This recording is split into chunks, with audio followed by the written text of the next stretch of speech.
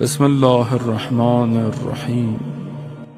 شیخ عباس قمی رضوان اللہ تعالیٰ علیہ صاحب مفاتیح الجناح، آپ دیکھیں کہ کیسے کردار ہیں جن کی خلوص آج سب کے گھروں میں یہ کتاب پوری دنیا میں پائی جاتی ہے، ہر زبان میں ترجمہ، ٹرانسلیشن، موبائل میں اپلیکیشن، سب گھر کے اخلاق، کردار دیکھیں۔ والد صاحب گئے مجلس سننے مسجد میں، وہ جو عالم پڑھ رہے تھے وہ نفس المحموم جو کتاب خود شیخ عباس قمی نے لکھی ہے اس میں سے مقتل پڑھ رہے تھے۔ واپس آئے، کہا بیٹا کبھی آپ بھی اس طرح پڑھیں۔ یہ نہیں کہا بابا وہ تو میری کتاب سے پڑھ رہے تھے، کہا میرے حق میں دعا کیجیے۔ ہمارا تو ظرف ہمارے سامنے کوئی تعریف کر دے، مولانا فلانے کی مجلس بہت اچھی ہو رہی ہے، ہم برداشت نہیں کر پاتے، ہم کہتے نہیں بھائی کدھر اچھی ہو رہی ہے، مجلس تو ہماری اچھی ہو رہی ہے، ایسی نہیں برداشت کرتا۔ میں پریکٹیکل بتا رہا ہوں آپ کو، نفس۔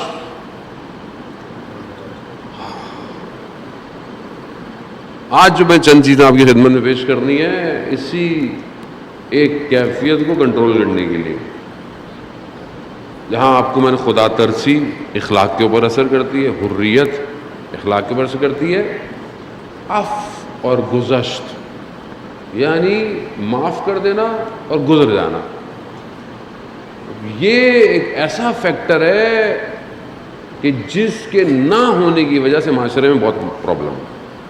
یعنی معاشرے میں اگر دشمنیاں ہیں اسی وجہ سے، برائی ہے، فحاشی اسی وجہ سے، غصہ ہے اسی وجہ سے، عفو اور گزشت، انسان معاف کر گزر جائے۔ سورہ تغابن میں پروردگار جو ہے وہ ارشاد فرما رہا ہے، کیا کہہ رہا ہے کہ تعفو یعنی معاف کر دو، تصفحو یعنی کیا، یعنی سرزنش نہیں کرو، یعنی اگر جو غلطی ہو گئی ہے اب اس کو دوبارہ اسے نہیں کہو کہ ٹھیک ہے ہو گیا، اور اس کے بعد جو ہے وہ مغفرہ یعنی اس کو چھپا دو، یعنی اس کی برائی کو چھپا دو۔ وہ ہم زندگی میں پریکٹیکل دیکھیں، قرآن جو ہے وہ یہی کہہ رہا ہے کہ ہو سکتا ہے تمہاری اولاد، تمہاری ازواج، تمہاری اولاد تمہارے دشمن ہو، یعنی تمہارے خلاف کام کرے، اللہ نہ کرے کسی وغیرہ ایسا ہوتے ہیں، اولاد جو ہے وہ بے ادب ہے، لائق نہیں ہے، ہوتا ہے۔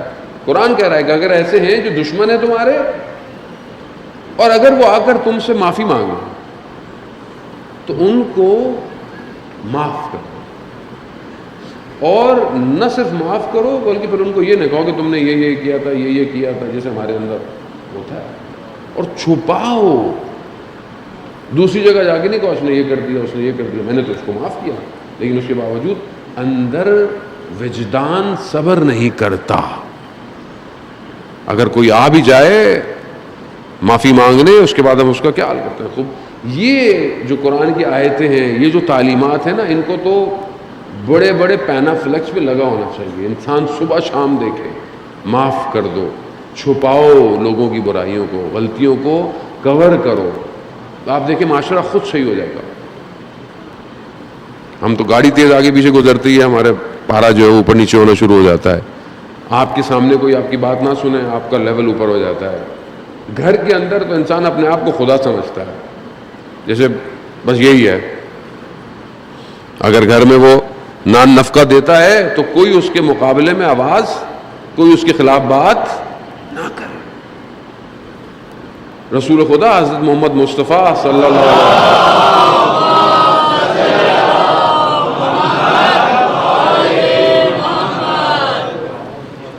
وسلم جانے ہو تو رسول خدا، جب آپ کو پتہ ہے مکہ میں رسول کے ساتھ کیا کیا ہوا، حضرت جبرائیل رسول خدا کی خدمت میں آئے کہ لوگ دشمن ہیں، لوگ رسول کے ساتھ پتہ نہیں کیا کیا کرتے ہیں۔ حضرت جبرائیل نے رسول خدا سے 3 چیزیں کہیں کہ 3 طرح کے لوگ ہیں۔ ایک وہ ہے جو غلطی کریں گے، رسول خدا آپ کیا کرو، اس غلطی کرنے والے کو معاف کرو۔ ایک وہ ہے جو جانتا ہی نہیں ہے، اس کو پتہ نہیں ہے، مطلب اس کو نہیں پتا کہ کیا سچویشن ہے، کیا ہے، اس کو علم دو، آگاہی کرو۔ اور تیسرا وہ جو ہے جو بالکل ہی خالی ہے، جاہل ہے، اس سے دوری اختیار کرو. تو یہ 3 طرح کے لوگ ہماری زندگی میں بھی ہیں. یعنی ہو سکتا ہے ایک شخص آپ کے مقابلے میں کوئی خطا کر دے، غلطی کر دے. آپ آفس میں ہیں، آپ ٹیچر ہیں، آپ گھر میں ہیں، سڑک پہ ہیں، کام کر رہے ہیں، خطا ہو گئی، کسی سے غلطی ہو گئی غلطی. تو اگر وہ آدمی غلطی کی ہے، غلطی مانتا ہے، ایکسیپٹ کرتا ہے، تو وہ معاف کر دے، گزر جائیں. آپ کھڑے ہوئے غلطی سے گاڑی کو آپ کو ٹچ کر گئی، لگ گئی، اترے بندہ، آدمی معافی مانگ لے، معاف ٹھیک ہے، معاف کر، ختم، اس میں جڑنے کیا. بعض اوقات ہم لوگ اسی پہ پتہ نہیں کیا کیا ہو جاتا ہے. دوسرا ہے کہ ایک شخص کو پتہ ہی نہیں ہے کہ سچویشن کیا ہے، نہیں پتہ. صدر اسلام کے اندر بھی ایسے کئی لوگ تھے جن کو نہیں پتہ ہوتا تھا بہت ساری چیزیں. رسول کے خدمت میں آتے تھے، رسول معاف کر دیتے تھے ان کو، یہ سکھا دیتے تھے، اس کے بعد جانے دیتے تھے. تیسرے وہ ہیں جو جہالت ہے، یعنی ایسے لوگوں سے اسلام کہتا ہے کہ دور ہو، ان سے بحث. ہوتا ہے بعض اوقات آپ کو ایسے لوگ نہیں ڈھیٹ ہیں بہت، خام خواہ آپ کہیں گے وہ کیچڑ میں پتھر مارنا اپنے لباس کو خراب بہتر ہے. کاشف الغطا، جعفر کاشف الغطا بہت بڑے عالم دین، بہت بڑے. جب تہران آئے نجف سے، بازار والوں نے بلایا، بڑے بڑے تاجروں نے کہا کہ شیخ بازار آئیں، ہماری دکانوں کو دیکھیں. خیر گئے بازار کے درمیان میں، اپنی ابا اٹھائی، بیٹھ گئے نیچے. کہا میں اس کی دکان میں آؤں گا تو سب سے زیادہ فقیر کی مدد کرتا ہے. ہر ایک دکان والوں نے فقیروں کے لیے پیسے نکالنا، کسی نے 10 20 30 40 ہزار، اس طرح بڑھتا چلا گیا. شخصیت. اصفہان میں نماز جماعت پڑھا رہے ہیں، سادات کو جمع کیا، جتنے بھی فقیر سادات ہیں، غریب، ان کو پہلے جمع کیا، اور جو ان کے پاس تھے انہوں نے سب میں تقسیم کر دیا. اب نماز کے لیے شروع ہوئے تو دیکھا کہ ایک سید آیا فقیر. کہا شیخ میرا حصہ کہاں ہے، مجھے بھی حصہ چاہیے. تو انہوں نے کہا کہ تم دیر سے آئے ہو اور ختم ہو گیا ہے. اس نے اہانت کی، لابیدان کو، ان کی داڑھی ان کی بڑی تھی، اس کے اوپر پھینکا. اب ظاہر ہے اتنے بڑے عالم دین ہیں، مرید تو اکھڑنے لگے. انہوں نے منع کر دیا. انہوں نے اپنی ابا اتاری نماز سے پہلے اور کھولی. کہا جو اس شیخ کی عزت رکھنا چاہتا ہے اس میں پیسے ڈالا. لوگوں سے پیسے جمع کیے اور اس سید کو بولا کہ یہ لو. اس کو صاف کیا، نماز شروع کر دی. یہ اصل تعلیمات اسلامی ہے. یہ ہے جو رسول نے امت کو سکھایا ہے. آسان نہیں ہے. مرد چاہیے، مرد جو جانتا ہے. پھر وہ شخص مرید ہو گیا، وہ ایسی حالت دیکھے گا تو مرید ہی ہونا تھا. وہ یہ کہاں سے آیا؟ وہ یہ اہل بیت علیہ السلام کی تعلیمات ہے. خود ملک اشتر کا واقعہ میں نے پہلے آپ کی خدمت میں عرض کیا. خود ملک اشتر کس کے تعلیم یافتہ ہے؟ خود کہتے ہیں کربلا میں امام حسین علیہ السلام، اللہ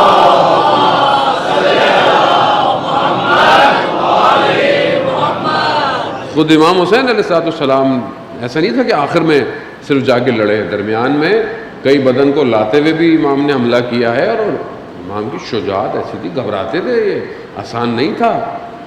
اسی لیے اس جگہ پہ پہنچنا آسان نہیں تھا. وہ قتل گودی گاہ میں کون جائے. اس طرح امام نے ایک حملہ کیا، شامی تھا، بہت ظاہری طور پر بہت توانا، طاقتور تھا. امام نے ایک ہی حملے میں اس کی ایک ٹانگ کاٹ دی. جب اس کے اوپر گئے تو اس سے وہ ختم کرتے تو اس نے فوراً معافی مانگنے شروع کر دی. مجھے نہیں پتا تھا آپ اتنے طاقتور ہیں، رحم کریں، مجھ معاف کر دو. اس حالت میں امام نے ان کو کہا کہ اس کو لے جاؤ.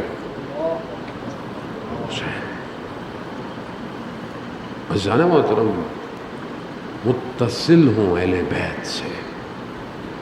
ہم اپنی ذات کو فنا نہیں ہونے دے رہے. انسان اپنی ذات میں پھنسا ہوا ہے، اس ریشم کے کیڑے کی طرح جو خود اس دھاگے کو نکالتا ہے اور وہ دھاگا اس کے گرد بنتا رہتا ہے، بنتا رہتا ہے، اور اسی کے اندر دب کے وہ ریشم کا کیڑا مر جاتا ہے. ہم خود ایسی ہیں. ہم اپنی ذات میں گھرے ہوئے ہیں. میں کیسے کروں؟ آسان تھوڑی ہے یہ. میرے ساتھ یہ ہوا، میرے ساتھ، میں آفس میں یہ ڈپارٹمنٹ میں ہوں، میں فلانا ہوں، میں محلے میں یہ مقام رکھتا ہوں، میں خاندان میں میری عزت ہے، میرے سامنے اس نے یہ کیا. کہاں اخلاق پیدا ہوگا مجھے آپ بتائیں؟ انسان معافی مانگنے سے چھوٹا نہیں ہوتا. جسے معرفت ہو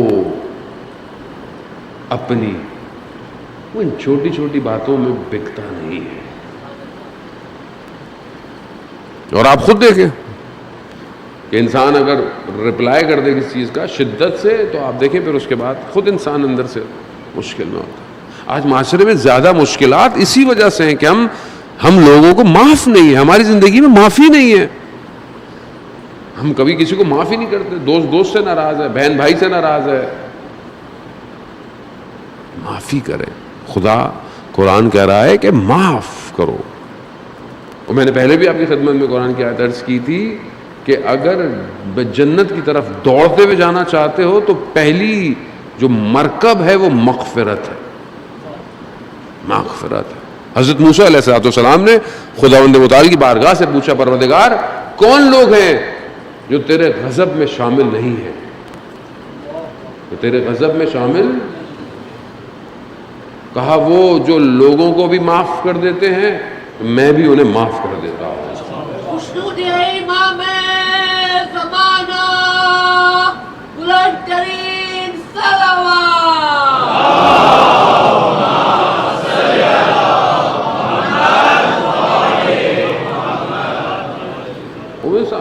لوگ آپ چاہتے ہیں خدا آپ کو معاف کرے؟ لوگوں کو معاف کرے. خدا ایک اور حدیث تھی کہ اگر ہم خدا کے کم دیے ہوئے رزق پہ راضی ہو جائیں تو خدا ہمارے کم عمل کو بھی قبول کر لے گا.